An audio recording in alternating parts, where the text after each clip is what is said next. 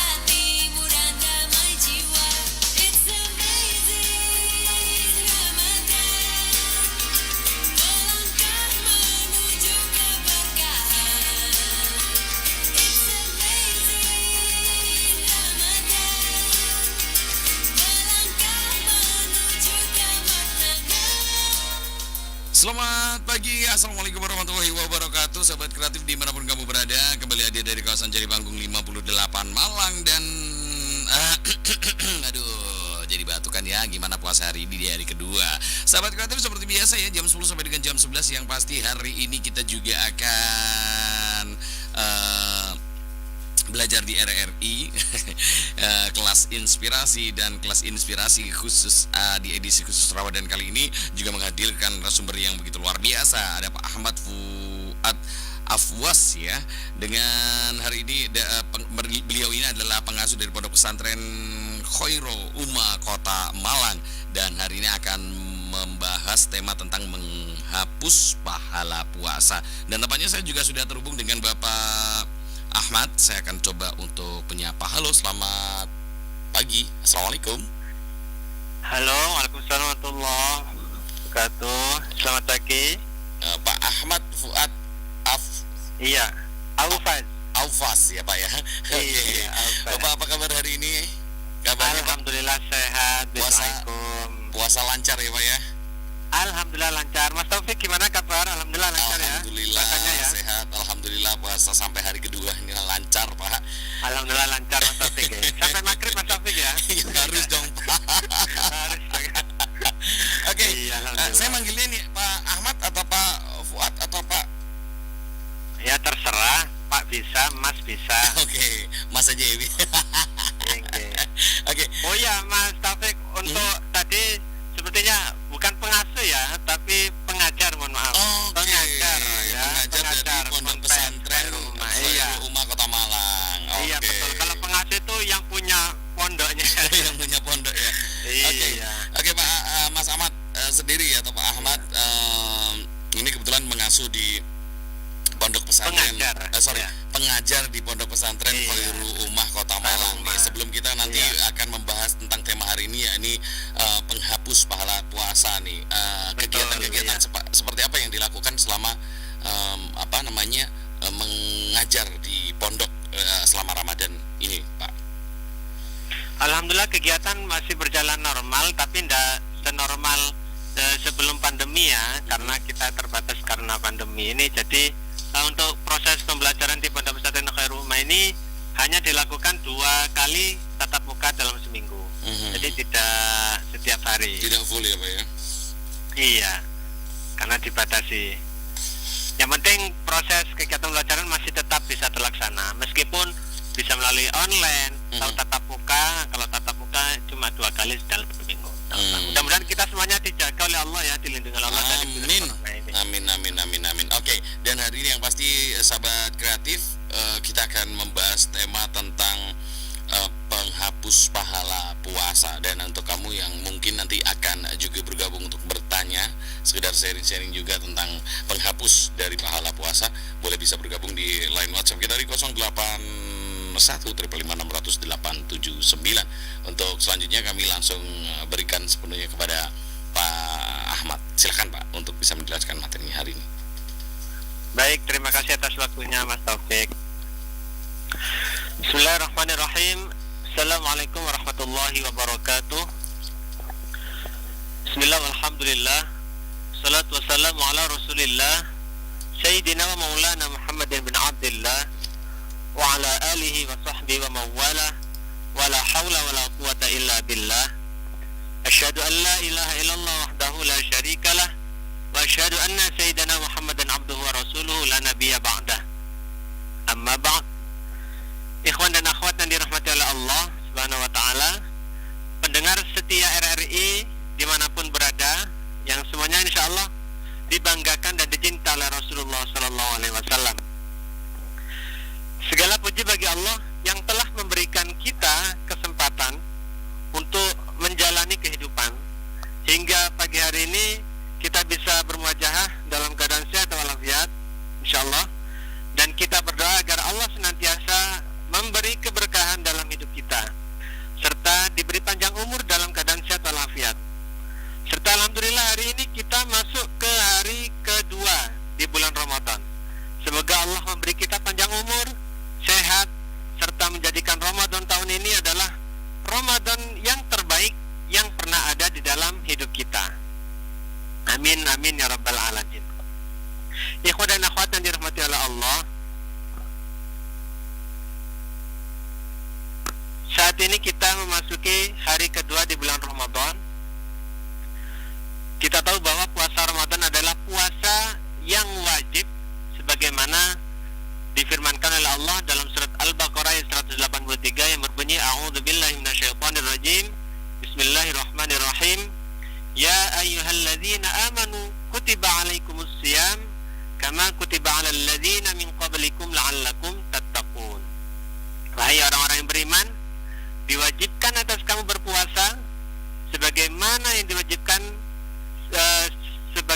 diwajibkan sebelum umat terdahulu, ya sebelum kamu, agar kamu bertakwa la'allakum tattaqun. Jadi kita ini berpuasa tujuannya adalah untuk bertakwa. Nah, dikatakan wajib di sini salah satunya adalah jika kita sudah baligh, ya. Ikhwan dan akhwat yang dirahmati oleh Allah, tanda-tanda seorang telah baligh ada 3 tanda. Tanda khusus bagi laki-laki, kemudian tanda kedua khusus bagi wanita, dan tanda ketiga yang bisa untuk keduanya. Tanda baligh yang khusus laki-laki apabila seseorang anak laki-laki mimpi basah. Jadi ketika minimal berusia 9 tahun, maka kalau dia sudah 9 tahun terus sudah mimpi basah, maka dia sudah dinyatakan telah baligh. Kemudian jika seorang wanita berusia 9 tahun yang telah datang bulan, ya, maka dia dinyatakan juga sudah baligh. Kemudian jika tidak ada 2 tanda tadi, yaitu mimpi basah bagi laki-laki atau datang bulan bagi perempuan, maka jika keduanya sudah sampai di usia 15 tahun secara Masehi, maka ia sudah dinyatakan baligh dengan masuknya usia ke 15 tahun tadi. Nah, ada beberapa puasa yang diwajibkan oleh Allah. Di antaranya adalah puasa Ramadan seperti saat ini. Terus puasa qada Ramadan, ada juga puasa kafarah. Nah, puasa kafarah ini puasa hukuman, ya. Terus kemudian puasa nazar. Puasa nazar di sini adalah puasa janji, dan puasa sebagai ganti dari dam yang tidak bisa dibayarkan ketika haji atau umroh. Ikhwan dan akhwat yang dirahmati oleh Allah, ada beberapa hal yang membatalkan puasa, baik secara zahir atau secara batin. Akankah hal-hal ini membatalkan puasa, baik membatalkannya secara amaliyah atau secara pahala? Maka ada beberapa hal yang membatalkan puasa, di mana kalau terjadi hal-hal ini, maka puasa kita menjadi batal. Yang pertama adalah masuknya sesuatu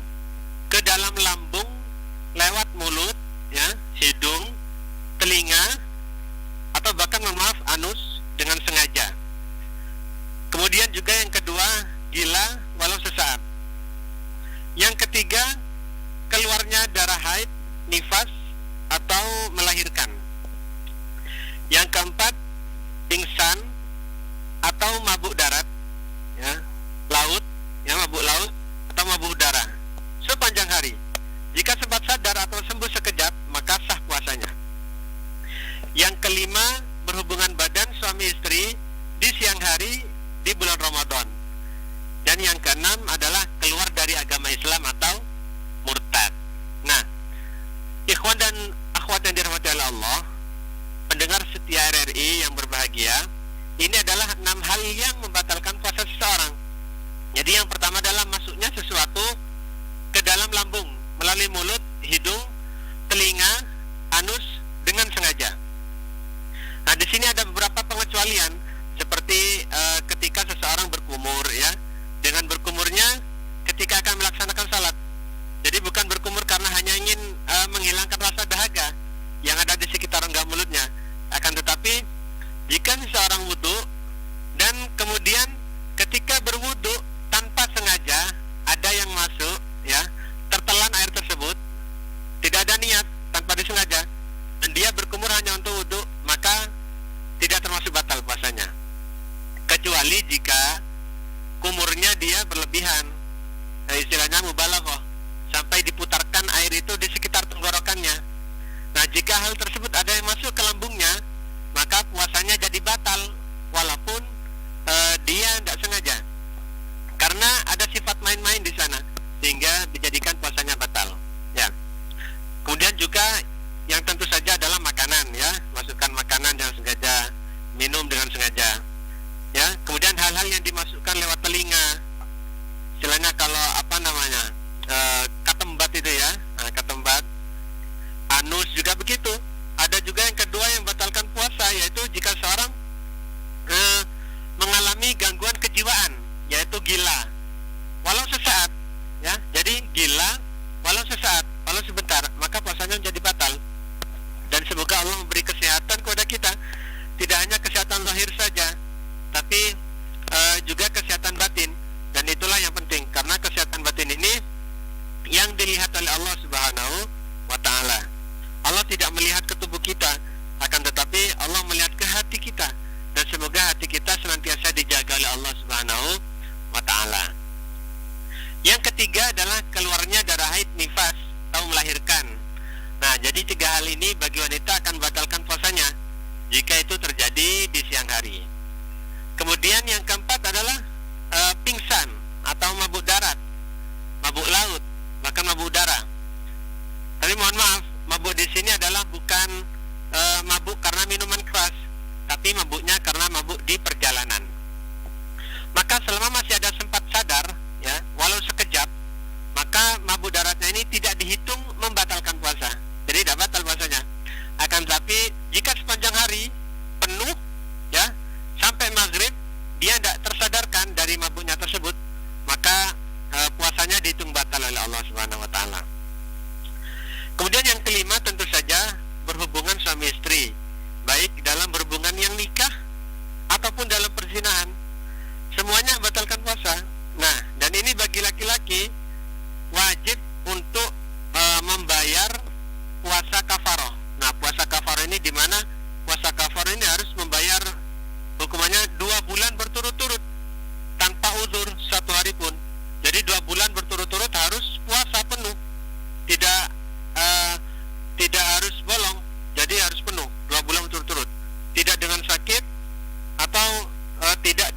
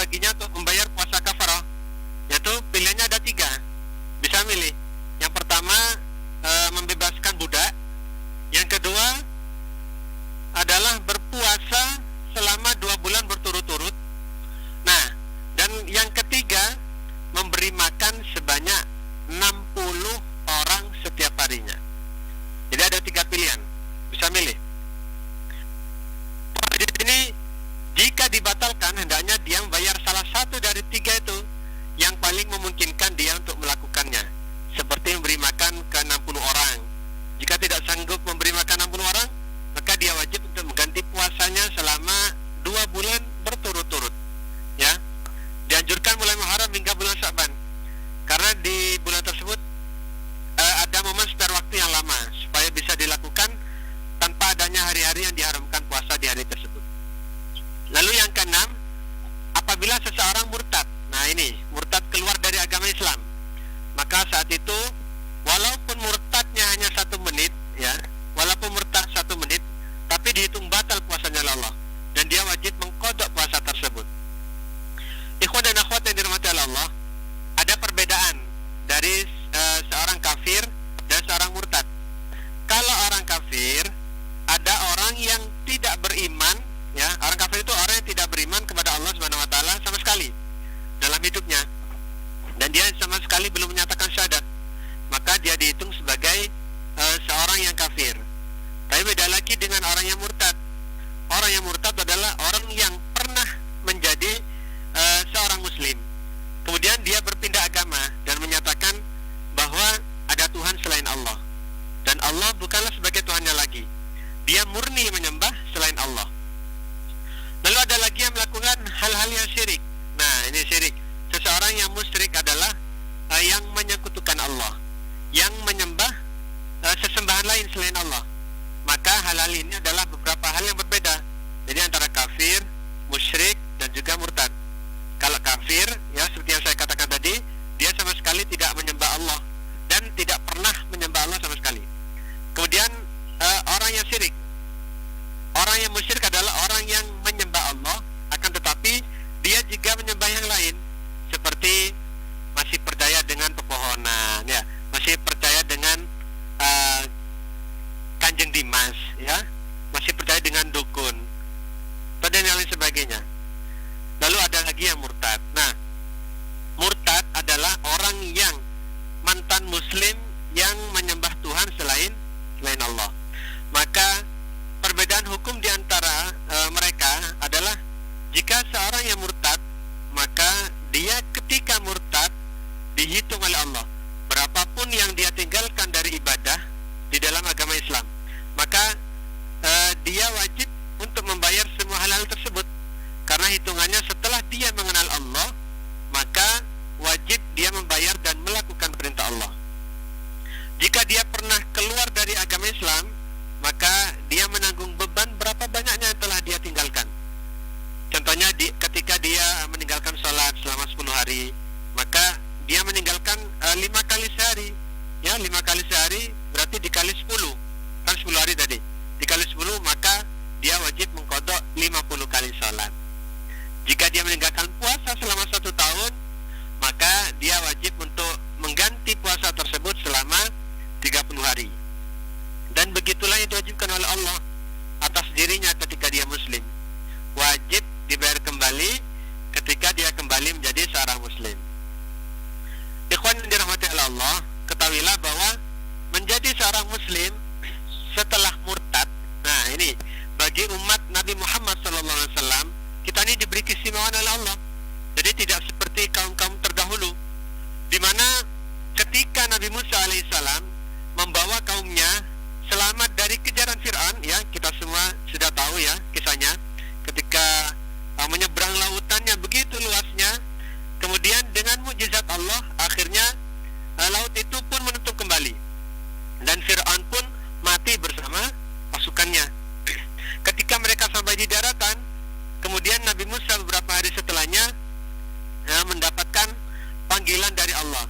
Dan ketika Nabi Musa mendapatkan panggilan dari Allah untuk mendapatkan wahyunya, Nabi Musa menitipkan kaumnya kepada kakak beliau yang bernama Nabi Harun, ya. Jadi ketika Nabi Harun diberi amanah untuk menjaga umat tersebut, lalu Nabi Musa mendapatkan wahyu selama beberapa hari. Dan ketika Nabi Musa kembali ke kaum tersebut, Nabi Musa mendapati bahwa mereka sudah menyembah ke sebuah patung sapi yang terbuat dari emas, yang mereka katakan bahwa inilah Tuhan yang perlu disembah, sehingga banyak dari mereka murtad atau keluar dari agama Islam. Lalu setelah itu Nabi Musa turun dan sangat marah sekali melihat keadaan seperti itu. Maka dipeganglah janggut dan rambut Nabi Harun, ya, oleh Nabi Musa. Kemudian sambil menariknya, Nabi Musa mengatakan, apa yang telah engkau lakukan kepada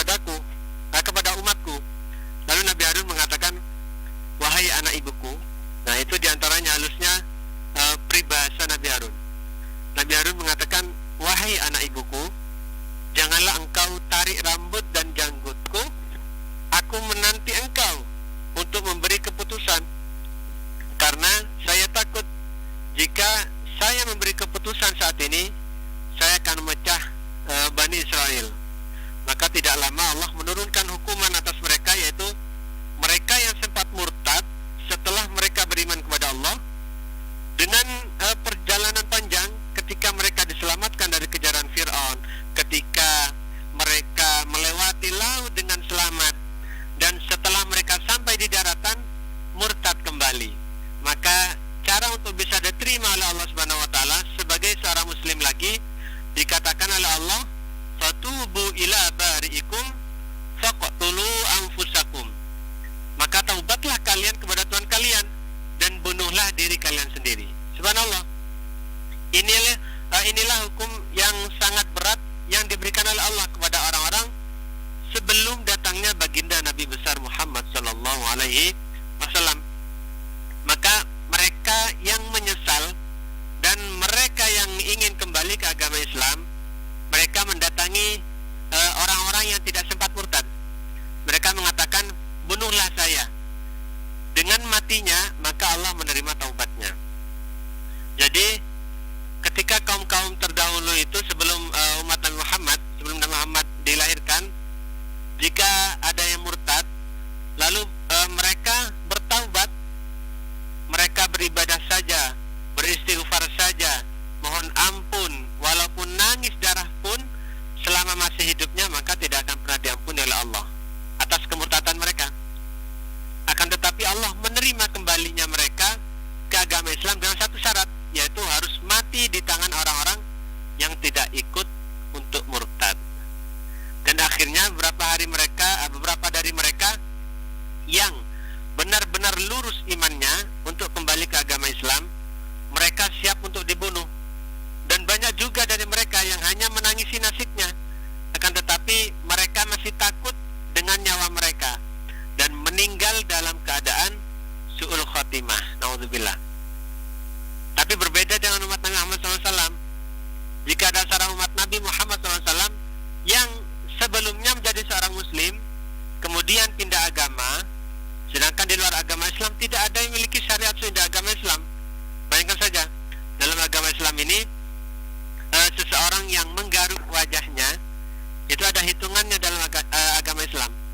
Seseorang bisa batal dan tidak batal jika dia menggaruk wajahnya dengan beberapa hitungan yang telah disiapkan oleh para ulama mengambil dari hadis Nabi Shallallahu Alaihi Wasallam.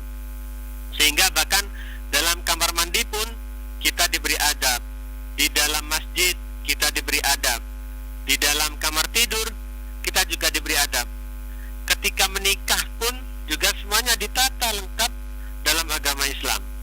Sehingga Anda tidak akan pernah menemukan agama lain yang memiliki kandungan syariat bagaimana caranya menata umat dan hamba-hamba dari Tuhan mereka, lebih dari bagaimana Allah mengatur kepada hamba-hambanya.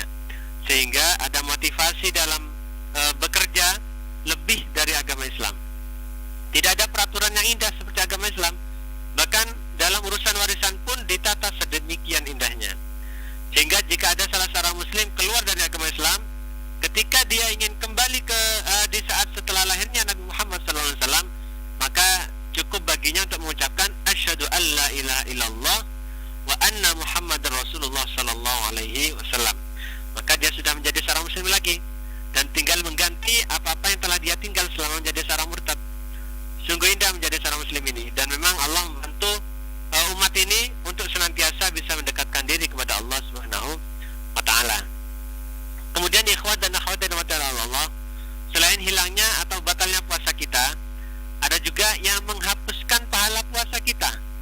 Ya, sesuai tema kita pada pagi hari ini. Bukan hanya membatalkan, yang tadi telah kita bahas membatalkan, yang saat ini beberapa ulama mengatakan bahwa hal ini tidak membatalkan puasa. Puasa terhitung masih bisa dilaksanakan sampai datangnya azan maghrib, akan tetapi mereka tidak mendapatkan pahala apapun kecuali hanya mendapatkan lapar dan dahaga saja. Sebagaimana Rasul sallallahu alaihi wasallam bersabda, "Kam min shaimin laisa lahu min siyamihi ilal ju' wal 'atash." Berapa banyak kata Rasulullah SAW, min shaimin, orang-orang yang berpuasa, laisa lahu, tidak lagi baginya, min siyamihi, mendapatkan pahala dari puasa ilal ju', kecuali lapar, wal atash, dan dahaga saja. Siapa itu? Yaitu mereka orang-orang yang melaksanakan beberapa amalan buruk, yang dilaksanakan macam-macam dengan lisan yang diberi oleh Allah Subhanahu wa taala. Ketahuilah ikhwan yang dirahmati oleh Allah bahwa lisan ini dikatakan dalam bahasa Indonesia memang lidah tak bertulang. Dari lidah ini seseorang bisa dianggap masuk ke dalam agama Islam. Dari lisan ini pula seseorang mengatakan sesuatu yang membuatnya keluar dari agama Islam. Dari lisannya dia bisa mengucapkan salawat kepada Nabi Muhammad SAW. Maka dari lisannya pula dia bisa memuji kepada Allah. Dan dari lisannya pula seseorang bisa menghujat Allah, bahkan Nabi Muhammad SAW. Maka Nabi Muhammad dalam hadisnya yang lain, beliau bersabda, yuftirna sha'im wal kadhib wal ghibah wan namimah wal yaminul kadhibah wan nadhrah bisyahwah. Jadi membatalkan, menghapus pahala puasa ada 5 hal. Di antaranya adalah al-kidhib, berdusta. Rasul sallallahu alaihi wasallam bersabda, "Man lam yada qaulaz zur wal amala bihi falaysa lillahi azza wa jalla hajatun an yada at'amahu wasyarabah." Rasul sallallahu alaihi wasallam bersabda, "Man lam yada," siapa yang tidak meninggal qaulaz zur, meninggalkan omongan perkataan dusta, wal amala bihi, dan amal dengan kedustaannya, falaisa lillahi azza wa jalla hajah, maka Allah tidak memiliki urusan dengannya. An yada at'amahu wa syarabah, Allah tidak ada urusan dengan dirinya dengan dia meninggalkan makan dan minumnya. Jadi kita yang diperintah oleh Allah untuk meninggalkan makanan dan minuman serta seluruh yang dilarang oleh Allah selama di bulan puasa kita tinggalkan. Maka kita memiliki hak untuk mendapatkan balasan dari Allah Subhanahu wa taala. Sebagaimana Nabi Muhammad mengatakan, bersabda dalam sebuah hadisnya, "Man shoma ramadhana imanan wahtisaban ghufira lahu ma taqaddama min dzambi." Siapa yang berpuasa Ramadan dengan penuh keimanan dan penuh harapan akan balasan dari Allah, ghufira lahu ma taqaddama min dzambi, maka diampuni segala dosa-dosanya yang telah lalu. Maka seseorang yang tidak berhenti berdusta ketika berpuasa, Allah tidak memiliki urusan dengan dirinya.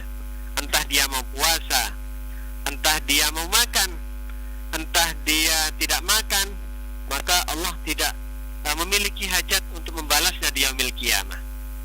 Maka perlu hati-hati ikhwan yang dirahmati oleh Allah, khususnya bagi kita yang sudah terbiasa mengatakan secara bercanda dengan teman-teman kita. Kadang-kadang kita ketika mungkin semoga nanti insya Allah Ramadan ini kita sudah bisa buka bersama dengan teman-teman kita dan virus ini sudah bisa diselesaikan dengan baik. Mungkin ada acara buka bersama dengan teman, dan ketika teman bertanya, "Engkau di mana?" Mungkin kita menjawabnya dengan, "Saya sudah OTW," padahal kita masih ada di dalam rumah. Nah, hal-hal seperti ini contoh kecil dari seringnya kita mengentengkan berdusta dengan sedikit merasa bahwa itu tidak apa-apa. Yang penting supaya teman-teman saya menjadi tenang dan lain sebagainya. Hal itu kata Rasul SAW, "Man lam yada," siapa yang tidak meninggalkan ucapan dusta, wal amala bihi, dan amal dengan kedustaannya, falaysa lillahi azza wa jalla hajatun, maka tidak ada hajat dari Allah untuk baginya ketika dia meninggalkan makan dan minumnya, sehingga tidak akan dibalas pahala apapun dari Allah Subhanahu wa taala. Benar dia tidak berdosa seakan dia meninggalkan puasa secara sengaja, seperti dia makan atau minum di tengah bulan puasa, kan tetapi Allah tidak akan memberinya pahala dari capeknya dia selama bertahun-tahun jika dilakukan dusta tersebut. Yang kedua adalah al-ghibah. Al-ghibah ini adalah satu amalan yang kadang kita tidak sadar, kadang kita melakukannya ya. Ketika kita bertemu dengan teman, yaitu adu domba. Adu domba yang kita ketahui adalah jika seorang yang menyampaikan hal hal ke orang lain yang akan mengakibatkan dua orang tersebut saling berseteru, di mana Rasulullah SAW bersabda, "As-shaimu fi ibadah min hin yusbih ila an yumsi ma lam yaghtab musliman aw yu'zi fa idza akhtaba kharaqa sauma." Rasulullah SAW bersabda, "As-shaim, orang yang berpuasa, fi ibadah, di dalam beribadah kepada Allah. Seseorang yang berpuasa, diamnya fi ibadah, dia berada di dalam keadaan beribadah. Min hin yusbih, dari sejak pagi, ila an yumsi, hingga di sore hari sejak subuh hingga maghrib. Malam yaghtab, selama dia belum menggunjing orang lain, musliman au yu'zihi, atau dia mengganggu orang muslim lain. Mohon maaf, bukan namimah, ya, bukan mengadu domba. Ini tadi kita membicarakan al-ghibah, yaitu menggunjing, atau bahasa Inggrisnya ngerasani orang. Menggunjing yang tab musliman au yu'zihi, menggunjing orang lain, yaitu membicarakan sesuatu yang jika korban yang dibicarakan tadi ada di depannya, maka mereka tidak akan ridho dengan ucapan tersebut. Jika yang diajak berbicara, jika objek yang dibicarakan orang tadi ada di depannya, dan seakan kalau dia ada di depan kita, dia tidak tersinggung, maka itu bukanlah satu yang dihitung sebagai ghibah. Seperti kalau misalnya saya mengatakan bahwa seorang teman yang sekolah di sebuah universitas, di fakultas kedokteran, maka ketika di belakang saya membicarakan bahwa dia berada di fakultas kedokteran, maka itu bukanlah sesuatu yang dihitung ghibah. Ketika saya dan teman saya, katakanlah bernama Budi, kemudian ada teman lagi yang bernama Iwan, katakanlah Iwan yang sedang kuliah di universitas di sebuah kota. Kemudian saya ngomong ke Budi, "Bud, tahu nggak, Iwan itu adalah anak fakultas kedokteran di Universitas A yang ada di kota tersebut." Maka hal ini bukan satu yang dinilai ghibah, karena jika Iwan tadi ada di depan kita, maka dia nggak akan tersinggung karena hal itu. Tidak ada sesuatu hal yang termasuk aib baginya, karena dia memang melakukan, dan itu adalah pilihannya di depan orang, di khalayak ramai, bahwa dia kuliah di universitas tersebut. Atau saya ngomong dengan Budi tadi, "Bud, tahu nggak, Iwan punya mobil berwarna hijau." Hal ini bukanlah sesuatu yang sifatnya ghibah, karena memang Iwan keliling kota, ngopi, dan lain sebagainya. Dia selalu menggunakan mobilnya yang berwarna hijau dan diketahui orang banyak. Nah, kan tetapi dihitung ghibah adalah, contoh, saya mengatakan aib yang ditutup dan tidak diindahkan oleh Iwan. Ketika saya mengutarakan apa yang ada pada dirinya, maka hal itulah yang dihitung sebagai ghibah. Seakan kalau saya mengatakan, "Budi, ketahuilah bahwa Iwan saat ini memiliki satu kekurangan pada fisiknya, karena dia begini, begini, dan begini." Nah, hal itulah yang termasuk ghibah. Ketahuilah yang menghibah dosanya luar biasa besar, dan yang mendengarkan tergantung bagaimana cara meresponnya. Jika Budi mengatakan, "Cukuplah, jangan engkau katakan aib temanku kepadaku," sebagaimana Nabi Muhammad SAW mengatakan, ketika beliau keluar ke para sahabatnya, beliau mengatakan, "Wahai sahabatku, jangan sampaikan apapun tentang aib saudara-saudaraku, karena saya ingin tetap hati ini baik dan merasa bersih kepada saudaraku yang lain." Maka ghibah yang seperti ini termasuk dalam WhatsApp, ya, termasuk dalam sosmed, termasuk juga kalau Anda melihat aib yang tertutup yang ada di televisi, kabar-kabar gosip, ya, jauhilah tontonan seperti itu ketika di bulan Ramadan, karena itu juga termasuk dari beberapa hal yang termasuk dalam kategori ghibah, karena membuka aib orang lain yang ada di kehidupan. Kan tetapi beda dengan ghibahnya seseorang menceritakan aib seseorang apabila memang hal itu diperlukan, seperti ketika contohnya ada seseorang yang tanya kepada Anda tentang keadaan orang lain yang akan meminang anaknya, maka kita harus memberitahu hal-hal yang memang biasa meninggalkan sholat, kemudian tidak sholat Jumat, tidak berpuasa, dan sangat suka dengan barang yang haram, maka apabila ada seorang ayah dari seorang wanita yang datang ke Anda, kemudian bertanya tentang keadaan orang tadi, maka kita harus menceritakan, walaupun secara garis besar harus kita sampaikan bahwa fulan adalah seseorang yang suka bermaksiat kepada Allah. Tidak perlu detail apa yang telah dilakukannya, cukup katakan bahwa dia tidak takut kepada Allah, dan jika saya yang dilamar anak saya, maka saya akan langsung menolaknya tanpa perlu pikir panjang. Nah, jika si penanya tadi bertanya lebih katakan cukup di sini saja, agar kita tidak berkelanjutan dalam menggunjing orang lain.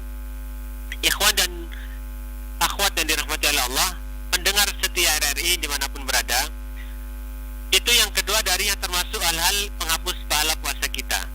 Yang ketiga adalah yang kita sebut tadi, yaitu an-namimah, yaitu mengadu domba, menyampaikan ucapan seseorang ke orang lain serta membuat mereka saling membenci. Ini adalah an-namimah, adu domba, sampai disebutkan dalam hadis Rasulullah SAW, an-namamun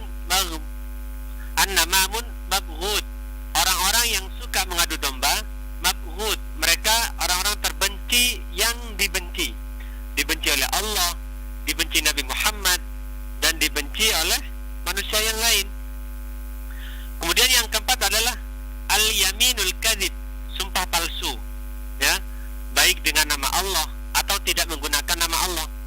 Seakan kalau berada di sebuah pasar, contoh ya, ketika kita berada di sebuah pasar, seseorang yang tanya dan menawar dagangan dari si pedagang tadi, kemudian dia mengatakan, oh maaf mas, untuk kulaknya saja tidak boleh harga segitu, padahal itu sudah mendapatkan keuntungan, dan dia bersumpah bahwa sumpah harganya itu tidak boleh kalau sekian, sumpah. Dan hal-hal yang lain itu menunjukkan bahwa dia merasa seakan Allah tidak melihatnya dan mendustakan apa yang telah dilihat oleh seorang manusia. Ketahuilah, kita bisa dusta ke orang, kita bisa membohongi orang lain, akan tetapi Allah senantiasa melihat apa yang kita lakukan, sehingga tidak akan ada yang lepas dari catatan malaikat raqib dan atid, sehingga sumpah palsu dihitung sebagai sesuatu yang menghapuskan pahala puasa. Dan yang terakhir adalah pandangan yang diikuti dengan syahwat, an-nazaru bisyahwah, pandangan dengan syahwat. Ikhwan yang dirahmati oleh Allah, pandangan yang dipandang dengan syahwat ini bukan hanya ketika ke seseorang non mahram saja, akan tetapi ke mahram pun pandangan dengan syahwat di tengah siang bulan Ramadan juga akan bisa menghapus pahala puasa kita. Contoh, apabila melihat ke istri sendiri yang mungkin, mohon maaf, auratnya terbuka saat itu, ada rasa syahwat di hati kita, maka pahala kita akan berkurang. Kenapa? Karena puasa dalam as-saum atau as-siyam, maknanya secara bahasa adalah menahan, bertahan. Jadi bertahan dari segala hal yang dilarang oleh Allah sejak pagi hingga datangnya maghrib dengan niat yang tertentu. Itu arti secara syariat. Maka sebagaimana seseorang yang mencium harumnya kopi, ya, dengan rasa ingin segera menikmatinya karena dia nggak tahan menunggu maghrib, itu juga sesuatu yang dimakruhkan. Kemudian mencium bau masakan yang dia sudah tidak tahan untuk menantinya hingga datangnya maghrib, itu juga sesuatu yang dimakruhkan. Maka ikhwan dan dirahmati oleh Allah, seseorang yang melihat dan tertarik dengan aurat mahramnya sendiri, maka istrinya, maka pahalanya juga akan berkurang, karena itu adalah sesuatu yang memang harus ditahan hingga selesainya azan maghrib. Kemudian jika dengan halal saja diharamkan oleh Allah, dimakruhkan di dalam agama kita, maka tentunya kepada yang non mahram pun, ya, tidak di bulan Ramadan pun haram, apalagi di bulan Ramadan. Semoga kita bisa menjaga puasa kita dengan baik dan kita bisa menjalankan ibadah puasa selama 30 hari penuh, ya, tanpa bolong satu hari pun. Mudah-mudahan kita termasuk golongan orang-orang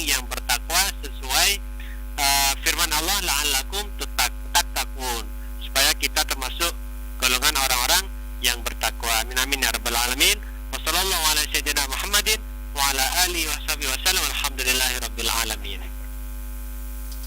Waalaikumsalam warahmatullahi wabarakatuh. Ustadz Ahmad. Halo. Iya, Mas Taufik ya. Halo Mas Taufik. Sudah, alhamdulillah ya, tadi materinya juga sudah disampaikan. Tapi sebenarnya masih ada beberapa pertanyaan nih yang udah masuk di live YouTube kita nih Ustadz. Apakah ini Oh iya, dibacakan, baik, ya? alhamdulillah. Jadi Oh ya, siap. Oke, assalamualaikum.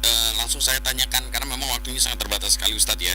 Iya, monggo Ini Mas Taufik. saya tanyakan dulu dari komentar yang pertama. Assalamualaikum warahmatullahi wabarakatuh. Ya, Ustadz izin bertanya, bagaimana hukum vaksinasi di bulan Ramadan seperti saat ini? Apakah membatalkan atau gimana Ustadz? Mohon penjelasannya. Itu pertanyaan yang pertama. Atau langsung dijawab Ustadz? Iya. Langsung saya jawab saja ya. Oke, siap. Oke, terima kasih. Bagus sekali pertanyaannya. Bagaimana hukum vaksinasi ketika di bulan Ramadan seperti saat ini? Nah, memang realitanya sekarang ini lagi marak-maraknya, lagi gencar-gencarnya vaksinasi ya di bulan Ramadan. Untuk hukum sendiri, hukum dari vaksinasi, jawabannya adalah tidak membatalkan puasa. Jadi hukumnya boleh. Kenapa kok tidak membatalkan puasa? Karena vaksinasi melalui suntik ya, suntik kan di lengan. Jadi vaksinasi tersebut tidak melalui mulut, hidung atau telinga. Jadi diperbolehkan, hukumnya boleh, tidak membatalkan puasa.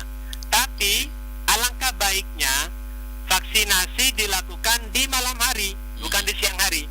Karena kenapa? Karena dikhawatirkan dari masyarakat kita ada yang tergolong fisiknya lemah karena sedang berpuasa terus melakukan vaksinasi. Jadi semakin lemah dan malah menimbulkan sakit ya. Nah, itu yang dikhawatirkan. Makanya vaksinasi lebih baik dilakukan di malam hari. Tapi untuk vaksinasi sendiri hukumnya boleh, tidak membatalkan puasa. Jadi seperti itu. Oke, itu pertanyaan yang pertama. Terus kemudian assalamualaikum Ustadz. Waalaikumsalam Fuad. Waalaikumsalam warahmatullahi wabarakatuh. Permisi, saya Hilman mau bertanya bagaimana hukumnya sikat gigi ketika sedang berpuasa. Nah, ini mungkin yang menjadi iya. ini juga jadi salah satu pertanyaan juga untuk saya ini. Iya betul, iya sikat gigi ya. Iya. Kalau hukum sikat gigi sendiri ketika sedang berpuasa hukumnya adalah makruh. Ya, ingat ya, sikat gigi adalah makruh. Makruh adalah jika dilakukan tidak apa-apa, tapi jika ditinggalkan mendapat pahala.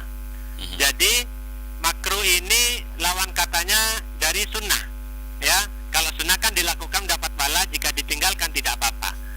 Jadi hukum sikat gigi ini kalau kita tinggalkan kita dapat pahala, kalau kita melakukan tidak apa-apa, tidak berdosa, tidak batal. Tapi ingat, ketika sikat gigi berkumur-kumurnya jangan sampai ada niatan untuk menghilangkan dahaga. Jangan sampai ada dibuat mainan kalau pas berkumur-kumur ya. Kalau dibuat mainan di tenggorokan itu airnya sampai masuk ke tenggorokan, dibuat mainan itu batal karena ada sifat main-main di situ. Meskipun tidak sengaja. Ya. Jadi memainkan itu indikasinya udah mengarah ke sengaja gitu, karena ngapain juga dimainkan. Iya itu makanya. Betul. Iya. Oke, masih ada beberapa tapi gini Mas Taufik, untuk sikat gigi mungkin karena supaya mulutnya agak harum karena sedang berpuasa. Perlu diketahui bahwa bau mulut orang berpuasa itu nanti ketika di akhirat, bau mulut orang berpuasa itu seperti bau misik ya, bau parfum misik. Nah, jadi meskipun kita tidak sikat gigi ya, bau mulut kita nanti di akhirat adalah seharum misik. Luar biasa. Seperti itu keutamaan bulan Ramadan ya. Oke, Ustadz, ini masih ada beberapa pertanyaan, langsung saya bacakan secara random aja ya, karena memang banyak sekali pertanyaan, dari sekitar 18 pertanyaan. Alhamdulillah. Berarti sangat antusias sekali ya. Sangat antusias sekali nih. Saya pilih nih. Oke, ada sudah, terus kemudian sering menunda atau apakah puasa kita. Nah, ini saya Ramdoni mau bertanya tentang orang yang berpuasa, bagaimana jika kita sedang berpuasa lalu siang hari mengalami mabuk darat, kemudian pada sore hari mabuknya hilang, apakah puasa kita itu batal? Seperti itu. Oh iya, betul. Ya, saya langsung jawab ya Mas Taufik ya. Jadi untuk mabuk darat kan tadi yang betul. Tadi mabuk darat ini salah satu yang membatalkan puasa. Nah, tapi kalau mabuknya contoh kita sedang musafir, sedang perjalanan.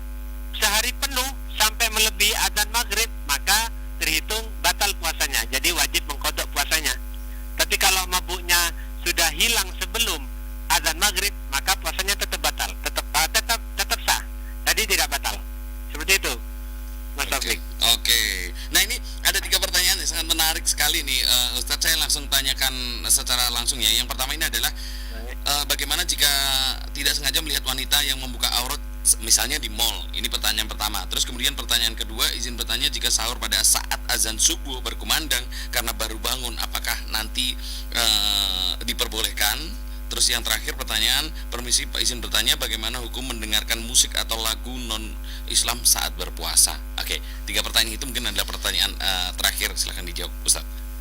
Oke, terima kasih. Tadi yang pertama melihat wanita, aurat wanita ya, nggak sengaja. Ya, tidak sengaja. Oke, tidak sengaja. Kalau tidak sengaja, tidak apa-apa. Ingat, tidak sengaja tidak apa-apa. Karena pandangan kita itu, kalau di hari-hari normal, pandangan kita itu tidak apa-apa. Ketika sekali melihat, itu tidak apa-apa. Tapi kalau sudah yang kedua kali, itu dosa. Jadi kalau, contoh ya, tidak sengaja melihat, terus, loh, kok ayo rek iku rek sampai iku rek delok maneh ya. Nah, kok api rek iki eman iki ndak didelok iki rugi iki ya. Baru keduanya itu baru dosa. Ya, apalagi kita puasa, sedang berpuasa ini. Jadi salah satu yang menghapus pahala puasa yaitu diantaranya melihat lawan jenis dengan syahwat, ya, dengan syahwat. Jadi pahala puasa kita berkurang. Jadi hati-hati. Terus kemudian Terus yang kedua sahur ya, sahur azan ketika azan subuh, ketika azan kita masih minum ya, istilahnya masih makanya makan gitu, karena bangunnya pas mepet sekali. Betul, makanya ada imsak, ada waktu imsak. Kenapa kok ada waktu imsak? Karena supaya kita tuh lebih hati-hati, Siap-siap ya. jadi siap-siap sudah. Jadi usahakan kalau sudah imsak kita sudah tidak makan atau minum lagi, karena biasanya 5 menit atau 3 menit setelah imsak itu sudah azan subuh. Makanya supaya hati-hati ya, ada Pak, waktu imsak, ya, peringatan. Oke. Terus tadi mendengarkan lagu non Islami saat berpuasa. Mendengarkan lagu non Islami ya. Mumpung ini di bulan puasa, alangkah baiknya mendengarkan murattal, lantunan suci Al-Quran atau sholawat ya. Jadi diamnya orang berpuasa itu sudah berpahala, apalagi ditambah dengan mendengar lantunan suci Al-Quran itu, wah, pahalanya bertambah lagi, semakin bertambah. Iya. Oke. Jadi lebih baik mendengarkan hal-hal yang lagu-lagunya bersifat Islami, sholawat atau lantunan ayat suci Al-Quran. Oke, Ustadz, terima kasih banyak ya. Sayang sekali sebenarnya masih banyak pertanyaan nih, tapi saya sangat tertarik sama satu pertanyaan terakhir nih, Ustadz. Iya, monggo Mas Taufik. Izin bertanya, lalu ketika kita berbohong demi melindungi teman dari seorang yang jahat, apakah tetap menghapus pahala puasa kita? Jadi istilahnya kita berbohong demi kebaikan teman kita karena akan ada orang jahat yang akan membahayakan hidupnya gitu, terus akhirnya kita harus berbohong. Betul. Nah, itu apakah juga akan mengurangi pahala puasa kita, Ustaz? Ya, betul, terima kasih. Nah, berbohong itu diperbolehkan jika itu bisa menyelamatkan nyawa seseorang. Contoh Mas Taufik, dikejar-kejar oleh orang gila, contoh orang gilanya pegang golok, bawa parang. Terus Mas Taufik bersembunyi di rumah saya. Kalau setelah Mas Taufik bersembunyi di rumah saya, lalu saya katakan kepada orang gila, lihat Taufik enggak? Saya enggak lihat. Mas Taufik enggak lihat, enggak lewat sini, mungkin lewat sana. Nah, itu diperbolehkan demi menyelamatkan nyawa Mas Taufik sendiri. Tapi yang jadi pertanyaan, kok orang gilanya tahu namanya Mas Taufik ya? Kok kenal sama Taufik? Mungkin teman saya kali. Kok kenal sama Mas Taufik ya? Jadi seperti itu. Oke. Iya. Terima kasih Ustadz, luar biasa sekali hari ini. Sudah banyak pelajaran yang bisa kita ambil. Terima kasih juga buat yang sudah bergabung di live kita hari ini. Semoga apa yang kita bahas hari ini benar-benar bisa bermanfaat, bisa membuat sebuah inspirasi untuk kita, bisa juga menjadikan amal baik untuk kita semua yang sedang berpuasa. Terima kasih sekali lagi buat Ustadz Ahmad Fuad Sami Mas Taufik. Aufas, pengajar di Pondok Pesantren Khairul Ummah Kota Malang. Terima kasih, selamat berpuasa Ustadz, semoga lancar puasanya. Amin ya rabbal alamin. Terima kasih Mas Taufik. Semoga penyiar RRI seluruhnya senantiasa dijaga oleh Allah ya, sehat semuanya, puasanya lancar. Amin. Terima kasih Ustadz. Assalamualaikum. Terima kasih. Wassalamualaikum warahmatullahi wabarakatuh, Mas Taufik. Oke deh, Sobat Kreatif, dan itu tadi belajar di hari ini. Nggak terasa kita sudah hampir sudah lebih 1 jam ya. Tapi terima kasih sekali lagi buat Ustadz yang sudah sangat luar biasa sekali, yang sudah juga memberikan banyak sekali ilmu dan juga pelajaran-pelajaran berharga tentang bagaimana kita bisa berpuasa dengan sempurna dan tanpa ada pahala-pahala kita yang bisa hilang karena perbuatan-perbuatan kita. Dan akhirnya dari kawasan Jatibangun 58 Malang, saya Taufik Misbun yang bertugas pamit undur diri. Terima kasih banyak, tetap kreatif bersama Pro 2 dan jadikan terus Generasi Muda sebagai headline. Thank you, bye-bye.